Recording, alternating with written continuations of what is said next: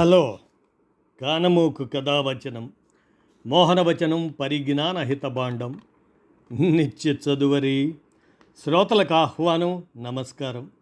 చదవదగునెవరు రాసిన తదుపరి చదివిన వెంటనే మరువక పలువురికి వినిపింపబూనిన అది ఏ పరిజ్ఞాన హితభాండమౌపో మహిళ మోహనవచనమై విరాజిల్లు.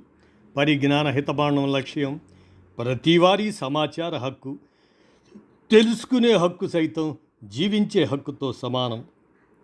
ఆ స్ఫూర్తితోనే ఇప్పుడు చెలసాని వెంకటరామారావు అందజేసిన అంశంగా రాహుల్ సాంకృత్యాయన్ విగ్రహ తొలగింపు అకృత్యం అనేటువంటి అంశాన్ని మన కానమూకు కథావచనం శ్రోతలకు మీ కానమూకు స్వరంలో అవగాహన నిమిత్తం వినిపిస్తాను, వినండి. రాహుల్ సాంకృత్యాయన్ విగ్రహ తొలగింపు అకృత్యం. ఇక వినండి.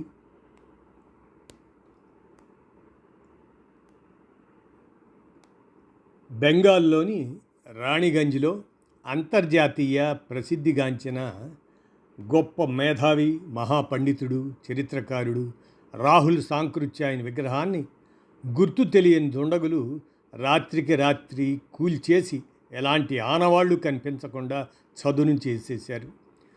అంటే ఈ విగ్రహం కూల్చివేత కావాలనే కుట్రపూరితంగా చేసిన చర్యగా కనిపిస్తుంది.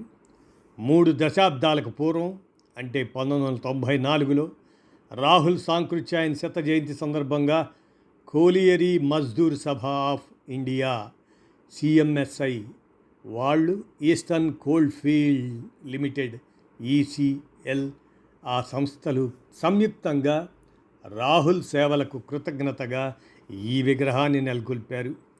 జాతీయ రహదారి 19పై 3 దశాబ్దాలుగా ఈ విగ్రహం శ్రామిక జనం, భారతీయ మేధావుల సాంస్కృతిక వారసత్వానికి ప్రతిబింబంగా ఉంది. విగ్రహాన్ని తొలగించే సందర్భంలో ఆ ప్రాంతంలోని సీసీటీవీలను నిలుపుదల చేశారు. గతంలోనూ ఆర్ఎస్ఎస్ భావజాలం ఉన్న మతోన్మాద శక్తులు అధికారంలోకి వచ్చినప్పుడు త్రిపురలో లెనిన్ విగ్రహాన్ని ప్రొక్లైన్లతో కూల్చేసిన సంఘటనలు చూశాం. ఈ విగ్రహాల కూల్చివేత ఆయా నాయకులు సమర్థించిన, స్థాపించిన విలువలను నాశనం చేయాలనే ఆర్ఎస్ఎస్ కుట్రలో భాగంగా కనిపిస్తుంది. ఇప్పుడు బెంగాల్లో మతోన్మాద బీజేపీ అధికార పగ్గాలు చేపట్టిన కొద్ది రోజులకే ఈ రకమైన ప్రజాస్వామిక చర్యలు జరుగుతున్నాయి. రాహుల్ సాంకృత్యాయన్ అంటే వ్యక్తి కాదు, ఆయన 20వ శతాబ్దపు అత్యున్నత మేధావుల్లో అగ్రగణ్యుడు. 1893 ఏప్రిల్ 9న ఉత్తరప్రదేశ్లోని అజంగఢ్ జిల్లా పందాహా గ్రామంలో రాహుల్ జన్మించారు. ఈయన ఏ యూనివర్సిటీలోనూ చదువుకోనప్పటికీ గొప్ప మార్క్సిస్ట్ మేధావి, చరిత్రకారుడు, భాషా శాస్త్రవేత్త, బహుభాషా పండితుడు, బౌద్ధ వాంగ్మయ పరిశోధకుడు, రచయిత, నవలాకారుడు, నిఘంటువుల రూపశిల్పి, వ్యాకరణవేత్త. చరిత్ర చీకటిలో నిక్షిప్తమైన అనేక విషయాలను వెలుగులోకి తెచ్చిన అపర మేధావి ఆయన. స్వేచ్ఛ, సమానత్వం, శాస్త్రీయ దృక్పథం, సామాజిక న్యాయం వీటి లక్ష్యంగా జీవితాంతం కృషి చేశారు ఆయన. అందుకు ఉద్యమాలు నిర్వహించారు. బ్రిటిష్ సామ్రాజ్యవాదాన్ని వ్యతిరేకించి 3 ఏళ్ల జైలు జీవితం అనుభవించాడు ఆయన. 1940లో అఖిల భారత కిసాన్ సభ అధ్యక్షుడిగా అణగారిన వర్గాల అభివృద్ధికి జీవితాన్ని అంకితం చేశారు. బీహార్లో రైతు ఉద్యమాల్లో పాల్గొని దాడులకు గురయ్యారు. 1958లోనే కేంద్ర సాహిత్య అకాడమీ అవార్డును, 1963లో పద్మభూషణ్ సత్కారాన్ని పొందిన గొప్ప మేధావి రాహుల్ సాంకృత్యాయన్. ఈయన హిందీ, భోజ్పురి భాషల్లో రచనలు చేశాడు. 9 ఏళ్ల వయసులో ప్రపంచం చూడాలని ఇంట్లోంచి పారిపోయి 1000 కిలోమీటర్లు కాలినడకను చుట్టి వచ్చారు. తన జీవితకాలంలో మొత్తం 45 ఏళ్ల పాటు ఒంటరిగా దేశాలు తిరిగి అపారమైన మేధో సంపదను గ్రహించారు. 3 బౌద్ధ వేదాలను జీర్ణించుకొని త్రిపీఠకాచార్యత్వం పొందారు. ఆయన వోల్గా నుండి గంగకు ఋగ్వేదార్యులు, లోక సంచారి, దివోదాసు, విస్మృత యాత్రికుడు, సింహసేనాపతి, జయమౌధేయ, మధుర స్వప్నం, టిబెట్లో 15 నెలలు ఇటువంటి అద్భుత నవలను చారిత్రక భౌతికవాద దృక్పథంతో సునిశిత పరిశోధన పరంగా రాశారు. 100కు పైగా అద్భుత గ్రంథాలను కమ్యూనిజం, బౌద్ధం, భాషాశాస్త్రం అంశాలుగా రాశారు. రాహుల్ రచించిన ప్రసిద్ధ చారిత్రక పరిశోధనాత్మక గ్రంథంలో ఋగ్వేద ఆర్యుల్లో ఈయన ఆర్యుల మూలాలు, వారి జీవన విధానం, సాంస్కృతిక అంశాలు, సామాజిక నిర్మాణాన్ని లోతుగా విశ్లేషించారు. ఆర్యుల చరిత్రపై ఈయన పరిశోధన గ్రంథంలో స్పష్టంగా కనిపిస్తుంది. ఆర్యులు మధ్య ఆసియా నుండి వచ్చారనే వాదనను బలపరుస్తూ వారి భౌగోళిక విస్తరణను వివరించారు. భారతదేశ ప్రాచీన చరిత్రను, వేద నాగరికతను అర్థం చేసుకోవడంలో ఋగ్వేద ఆర్యులు ముఖ్యమైన చారిత్రక ఆధారంగా నిలిచి ఉంది. ఆర్ఎస్ఎస్, దాని అనుబంధ సంస్థలు ఆర్యులు మధ్య ఆసియా నుండి వలస వచ్చారనే వాదనను వ్యతిరేకిస్తారు. ఆర్యులు విదేశీయులు కారని, స్వదేశీయులేనని ఆర్ఎస్ఎస్ విశ్వసిస్తుంది.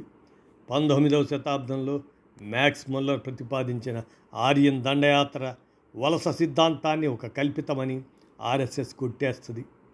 ఆర్యులు భారతీయులని, ఇక్కడి నుండే మధ్య ఆసియా, ఐరోపా ప్రాంతాలకు విస్తరించారనే వాదనను ఆర్ఎస్ఎస్ ప్రచారం చేస్తుంది. ఆర్య ద్రావిడులు వేరువేరు కాదని, ఒకే జాతి అనే సిద్ధాంతాన్ని ప్రతిపాదించారు. అక్కడే ఆర్ఎస్ఎస్, రాహుల్ సాంకృత్యాయన్ సహా వామపక్ష మేధావులకు మధ్య విభేదాలు ఉన్నాయి. రాహుల్ సాంకృత్యాయన్ ఆర్యులు మధ్య ఆసియావాసులను రుజువు చేయటం కోసం తన ప్రసిద్ధ నవల ఓల్గా నుండి గంగలో రచించారు. ఇందులో 8000 సంవత్సరాల మానవ నాగరికత, జీవన విధానం మార్పులను కళ్ళకు కట్టినట్లు చూపించారు రచనలో.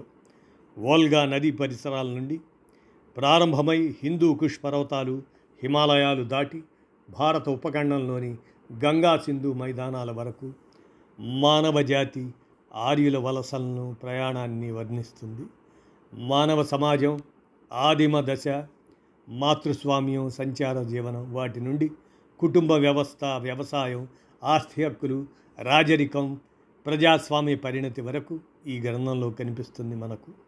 ఈ గ్రంథం మానవ నాగరికత, సంస్కృతి, ఆలోచన విధానం, వాటి యొక్క గొప్ప పరిణామ చరిత్రను వివరిస్తుంది. ఇది హిందుత్వ మతోన్మాదులకు మింగుడు పడని అంశం. దీనికి తోడు రాహుల్ బౌద్ధ మతానికి చెందిన ఎన్నో అరుదైన తాళపత్ర గ్రంథాలను, పత్రాలను టిబెట్ నుంచి మన దేశానికి తీసుకురావడమే గాక తాను బ్రాహ్మణ కుటుంబంలో పుట్టి బౌద్ధ భిక్షువుగా మారాడు. తర్వాత మార్క్సిజం విధానాలకు ఆకర్షితుడై చివరి వరకు కమ్యూనిస్ట్ పార్టీ సభ్యునిగా ఉన్నాడు. బ్రిటిష్ వ్యతిరేక రచనలు, ప్రసంగాల వల్ల సంవత్సరాల తరబడి జైలు జీవితం అనుభవించారు రాహుల్.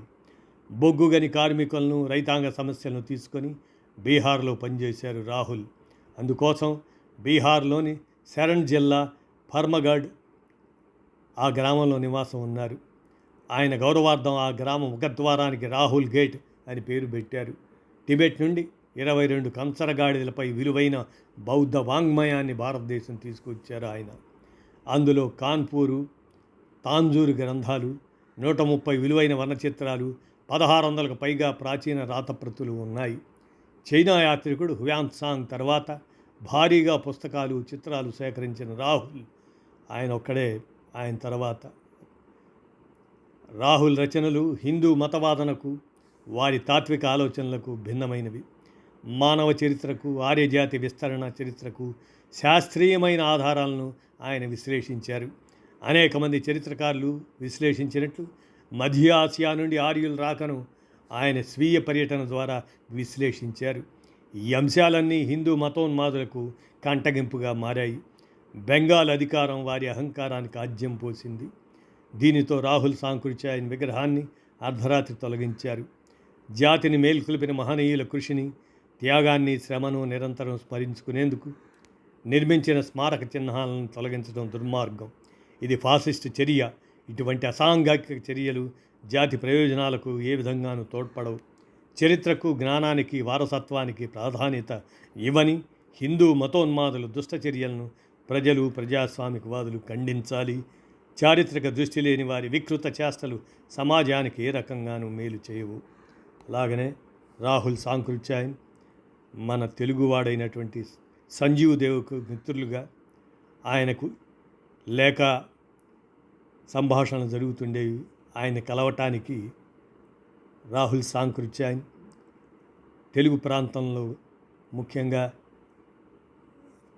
మన సంజీవ్ దేవ్ గారి ఊరు, ఈ పరిసర ప్రాంతాలన్నీ విస్తృతంగా తిరిగినటువంటి రాహుల్ సాంకృత్యాన్ని ఆయనకి సంబంధించిన విగ్రహ తొలగింపు అకృత్యమే అంటూ చెలసాని వెంకటరామారావు అందించిన ఈ అంశాన్ని మన కానమోకు కథ వచ్చిన శ్రోతలకు ప్రముఖుల జీవిత విశేషాలు శీర్షికన ఈ అంశాన్ని వినిపించారు.